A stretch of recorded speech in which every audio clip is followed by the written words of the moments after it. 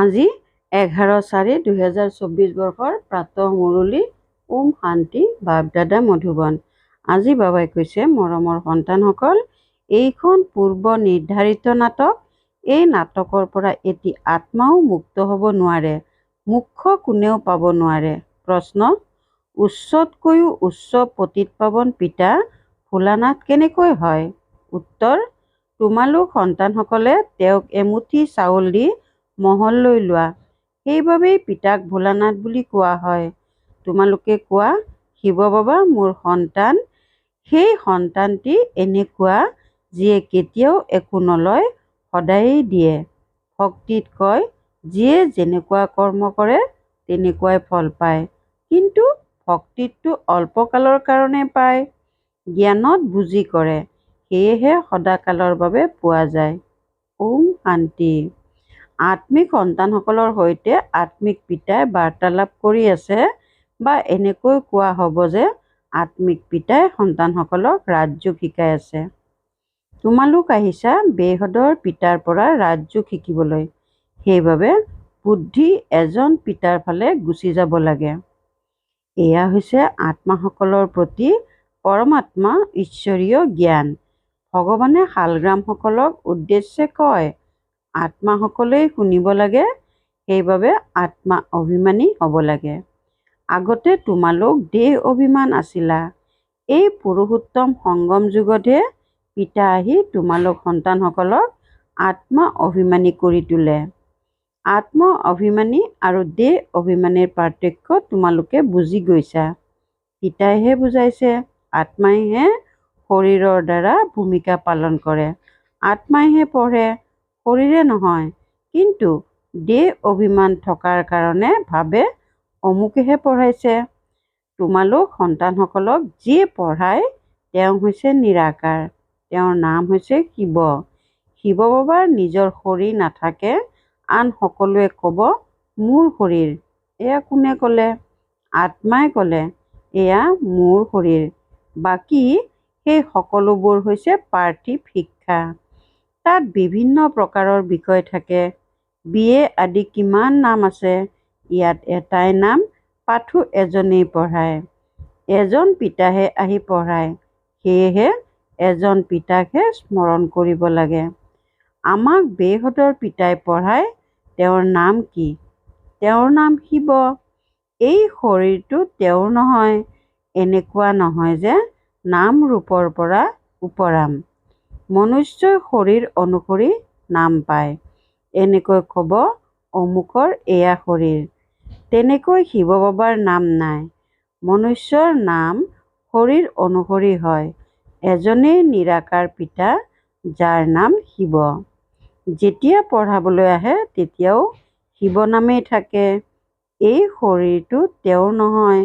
ভগৱান এজনেই। 10-12 গৰাকী নহয়।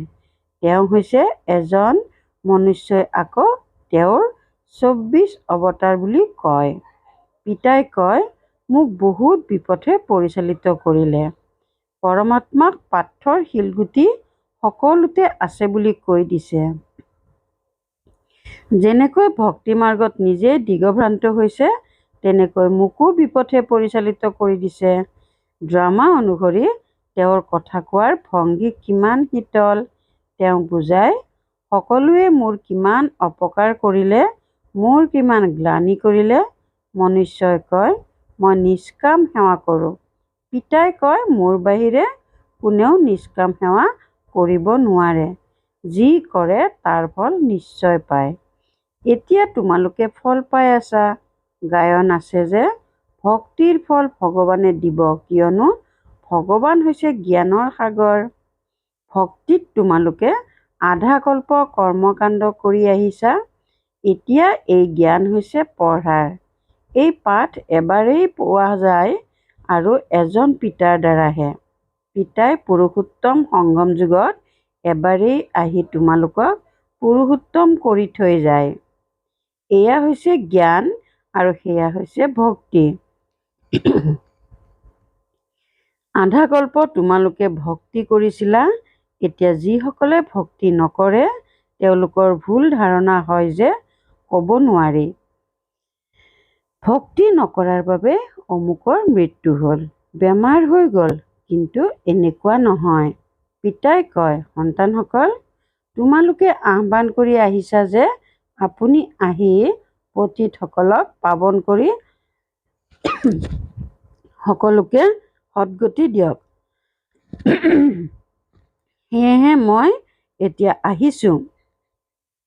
ভক্তি বেলেগ, জ্ঞান বেলেগ। ভক্তিৰ দ্বাৰা আধা কল্পৰ ৰাতি হয়, জ্ঞানৰ দ্বাৰা আধা কল্পৰ বাবে দিন হয়। ৰাম ৰাজ্য আৰু ৰাৱণ ৰাজ্য দুয়োখনেই বেহদৰ অসীমৰ, দুয়োখনৰে সময়সীমা সমান। এই সময়ত ভোগী হোৱাৰ বাবে জনসংখ্যা অতি বৃদ্ধি হয়, আয়ুসো কম হয়। বৃদ্ধি যাতে বেছিকৈ নহয় তাৰ বাবে উপায় উলিয়ায়। তোমালোক সন্তানসকলে জানা যে ইমান বিশাল সৃষ্টিখনক জনসংখ্যা হ্ৰাস কৰাটোতো পিতাৰেই কাম। পিতা আহেই হ্ৰাস কৰিবলৈ, আহ্বানো কৰে, বাবা আহি অধৰ্মৰ বিনাশ কৰক, অৰ্থাৎ সৃষ্টিক হ্ৰাস কৰক। জগতৰ লোকেতো নাজানে পিতাই কিমান কম কৰি দিয়ে। অলপ মনুষ্য থাকি যায়, বাকী সকলো আত্মা নিজৰ ঘৰলৈ গুচি যায়। তাৰ পাছত ক্ৰমানুসৰি ভূমিকা পালন কৰিবলৈ আহে।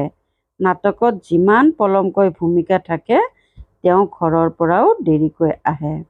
নিজৰ ধান্দা আদি শেষ কৰি পাছত আহে। নাটকৰ লোকসকলেও নিজৰ ধান্দা কৰে, আকৌ সময়ত নাটকত ভূমিকা কৰিবলৈ আহি যায়। তোমালোকৰ ক্ষেত্ৰতো এনেকুৱা। পাছলৈ যাৰ ভূমিকা থাকে তেওঁ পাছত আহে। যিসকল আৰম্ভণিৰ পৰা ভূমিকা পালন কৰোঁতা তেওঁলোক সত্যযুগ আদিত আহে। পাছত অহা সকলক লৈ চোৱা এতিয়াও আহিয়েই থাকে। ঠাল ঠেঙুলি পাছলৈকে আহি থাকে।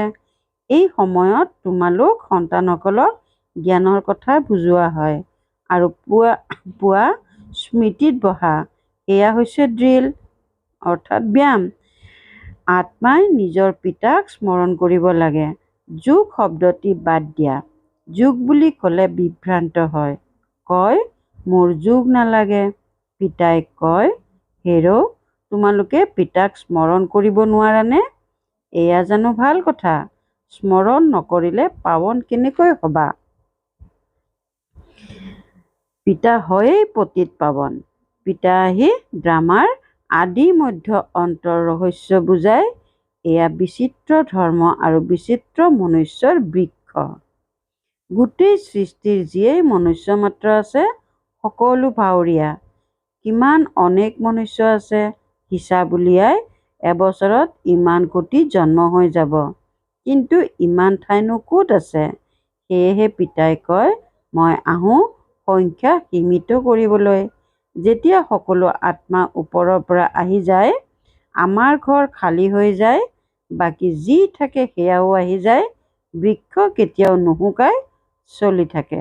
পাছলৈ তাত যেতিয়া কোনো নাথাকে তেতিয়া সকলো যাব। নতুন সৃষ্টিত কিমান কম সংখ্যক আছিল, এতিয়া কিমান অনেক আছে।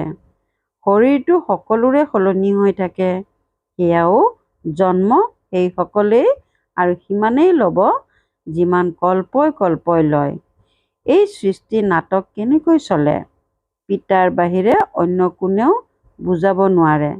সন্তানসকলৰ মাজতো পুৰুষাৰ্থৰ ক্ৰম অনুসৰি বুজে।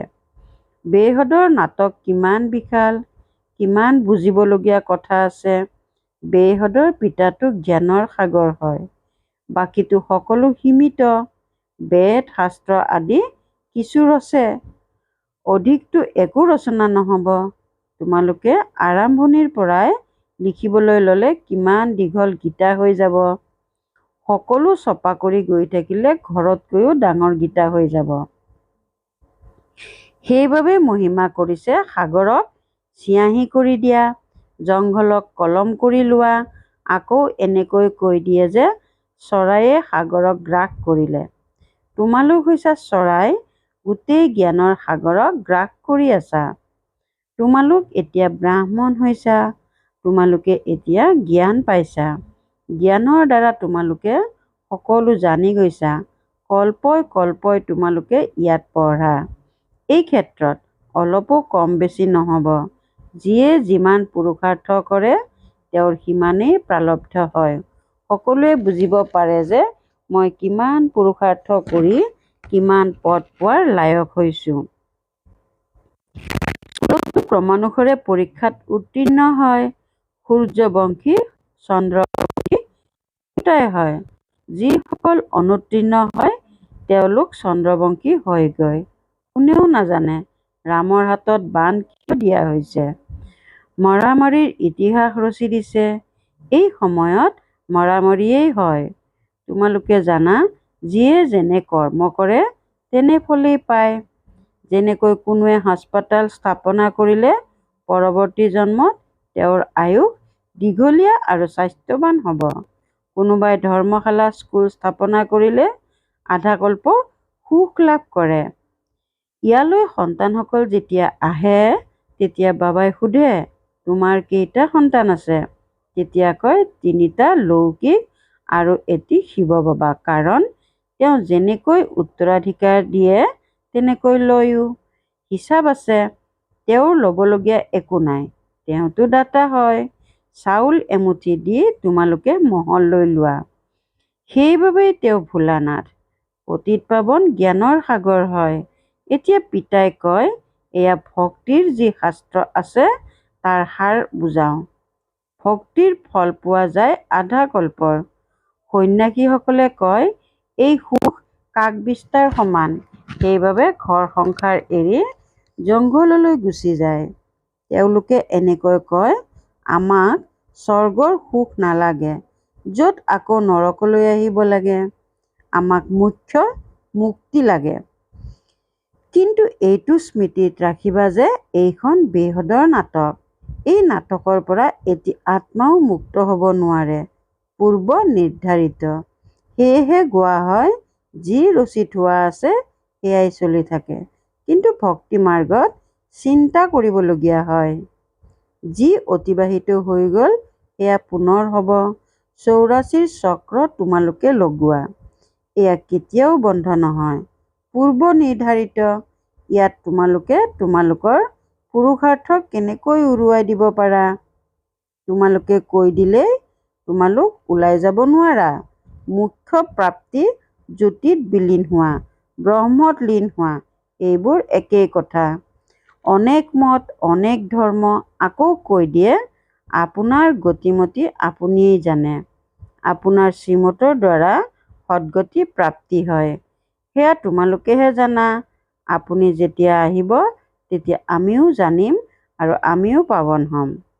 পাঠ পঢ়িম আৰু আমাৰ সদ্গতি হ'ব। সদ্গতি হৈ যোৱাৰ পাছত কোনেও নামাতেই। এই সময়ত সকলোৰে ওপৰত দুখৰ পাহাৰ খহিব। অকাৰণতে তেজৰ খেল দেখুৱাই আৰু গোবৰ্ধন পাহাৰো দেখুৱাই আঙুলিৰে পাহাৰ দাঙিলে। তোমালোকে ইয়াৰ অৰ্থ জানা। তোমালোক কিছু সংখ্যক সন্তানে এই দুখৰ পাহাৰ আঁতৰোৱা। দুখো সহন কৰা। তোমালোকে বশীকৰণ মন্ত্ৰ সকলোকে দিব লাগে। এনেকৈ কয় তুলসীদাসে চন্দন ঘঁহে। বাদশ্বাহীৰ তিলক নিজৰ নিজৰ পৰিশ্ৰমেৰে তোমালোকে পোৱা। তোমালোকে বাদশ্বাহীৰ বাবে পঢ়ি আছা। ৰাজযোগ যাৰ দ্বাৰা বাদশ্বাহী পোৱা যায় সেই পাঠ পঢ়াওঁতা এজনেই পিতা। এতিয়া তোমালোক ঘৰত বহি আছা, এয়া দৰবাৰ নহয়। দৰবাৰ তাক কোৱা হয় য'ত ৰজা মহাৰজাসকল মিলিত হয়। এয়া হৈছে পাঠশালা। বুজোৱা হয়, কোনো ব্ৰাহ্মণীয়ে ভিক্ষাৰীক লৈ আহিব নোৱাৰে। পতিতে বায়ুমণ্ডল নষ্ট কৰিব, সেইবাবে অনুমতি নিদিয়ে। যেতিয়া পবিত্ৰ হ'ব তেতিয়া অনুমতি দিয়া হয়। এতিয়া কোনোবা অনুমতি দিবলগীয়া হয়। যদি ইয়াৰ পৰা গৈ পতিত হয় তেন্তে ধাৰণা নহ'ব। এয়া হৈছে নিজেই নিজক অভিশপ্ত কৰা। বিকাৰ হয়েই ৰাৱণৰ মত। ৰামৰ মত এৰি ৰাৱণৰ মতত ভিকাৰী হৈ পাথৰ হৈ যায়। গৰুড় পুৰাণত এনেকুৱা বহুত ভয়ানক কাহিনী লিখি দিছে। পিতাই কয়, মনুষ্য মনুষ্যই হয়, জন্তু আদি নহয়। পঢ়াত কোনো অন্ধশ্ৰদ্ধাৰ কথা নাথাকে। তোমালোকৰ এয়া হৈছে অধ্যয়ন। বিদ্যাৰ্থীয়ে পঢ়ি উত্তীৰ্ণ হৈ উপাৰ্জন কৰে। ভাল বাৰু, অতি মৰমৰ কল্পৰ পাছত পুনৰাই মিলিত হোৱা সন্তানসকলৰ প্ৰতি মাতা পিতা বাপ দাদাৰ স্নেহপূৰ্ণ স্মৰণ আৰু সুপ্ৰভাত। আত্মিক পিতাৰ আত্মিক সন্তানসকলক নমস্কাৰ। ধাৰণাৰ বাবে মুখ্য সাৰ 1 নম্বৰ, বশীকৰণ মন্ত্ৰ সকলোকে দিব লাগে। যত্নৰে পঢ়ি বাদশ্বাহীৰ তিলক ল'ব লাগে। এই দুখৰ পাহাৰ আঁতৰাবলৈ নিজৰ সহযোগিতা আগবঢ়াব লাগে। 2 নম্বৰ, সংগম যুগত পুৰুষোত্তম হোৱাৰ পুৰুষাৰ্থ কৰিব লাগে।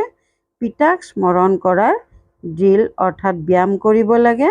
বাকী যোগ যোগ বুলি কৈ বিভ্ৰান্ত হ'ব নালাগে।